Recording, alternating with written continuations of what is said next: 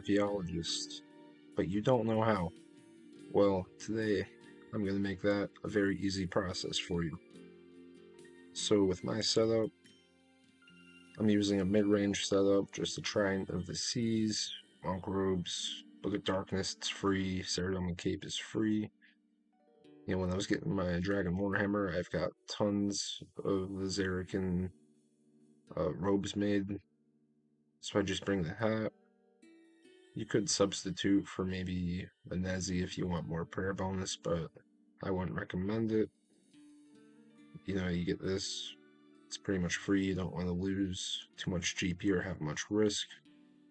I'm bringing my Tormented Bracelet, Holy Sandals, Trident as my protected items. And I don't really have anything in the ring slot, there's nothing worth bringing.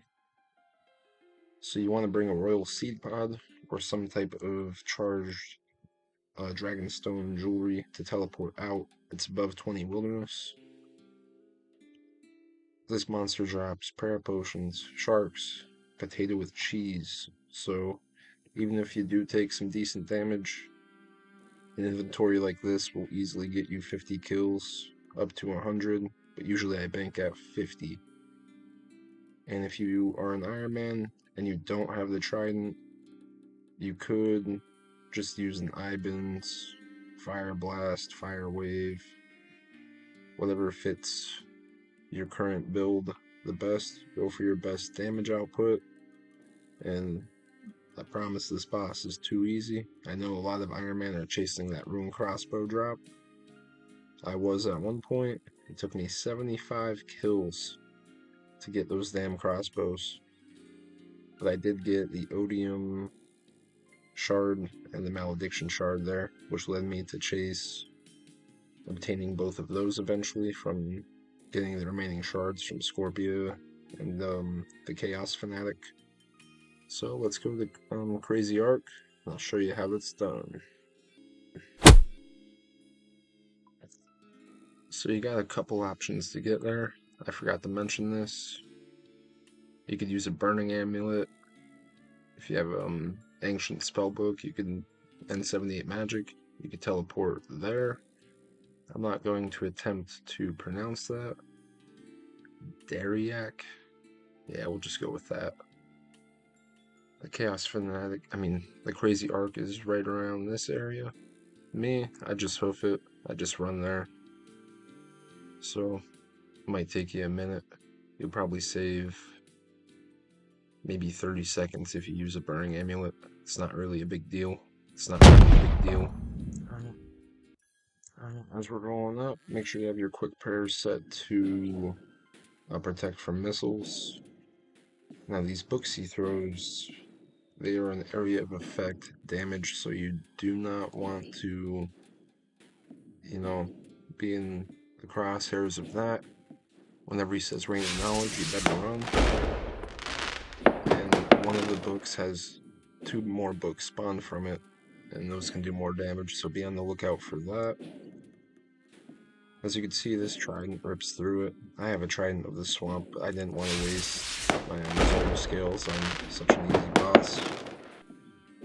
I might be able to get 5 or 10 more kills an hour, but when I'm getting 50 with just the Trident, the cost to me is not worth the extra, supplies. First kill, Steel Cannonballs. These are really good. So starting out on the kill, I like to start right around here. And you just pretty much keep damaging him until you see him say Rain of Knowledge at the end of this tile. And look out for these books. Sometimes they do come back this far, and they will hit you.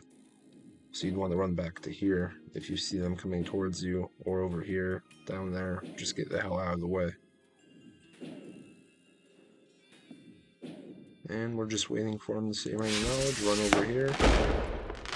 And the books are over there. You're safe.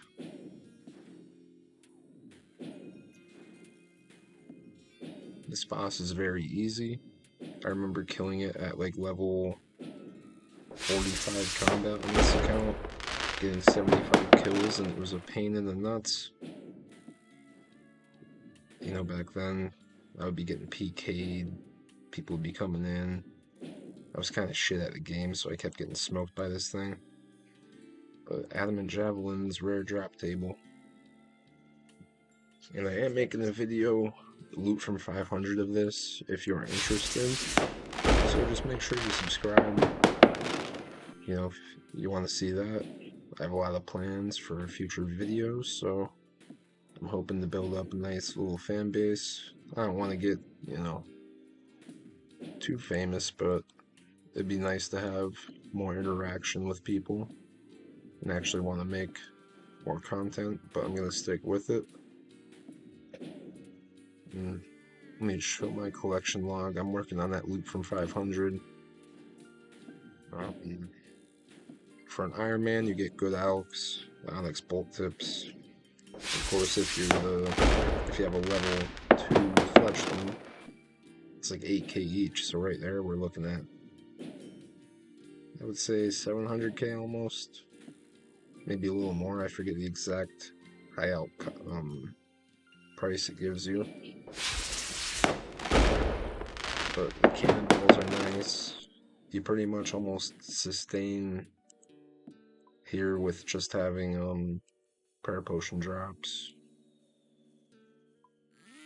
Like, you don't really run through much prayer pots with this type of magic equipment.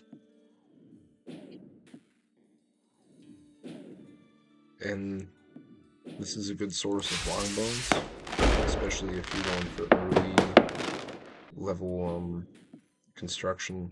As a low level Iron Man, you get a couple of those, you'll be going from 1 to 30 construction in, yeah, maybe a couple hours. Depends how lucky you get. You might not get any. It's 1 out of 64. You could get 3 in 64 kills or none in 128. But yeah, there's pretty much nothing to this boss. I bring the food just because half the time I'm scrolling on my phone while I'm killing this thing and I'm taking unnecessary damage, but if you pay attention, you could easily kill this boss without taking any damage. But that's pretty much it. I'd recommend banking at 50 kills, whatever you're comfortable with. Maybe 25, 50, 100 if you really want to. This isn't really a highly contested area. I have not seen one PKer this whole time in these 200 kills, so... And chances are, we're only in 24, they're probably chasing lower levels, so... That's all it is to this boss. Stay tuned, subscribe so you can see the loot from 500. You got a little sneak peek if you watch this. Peace.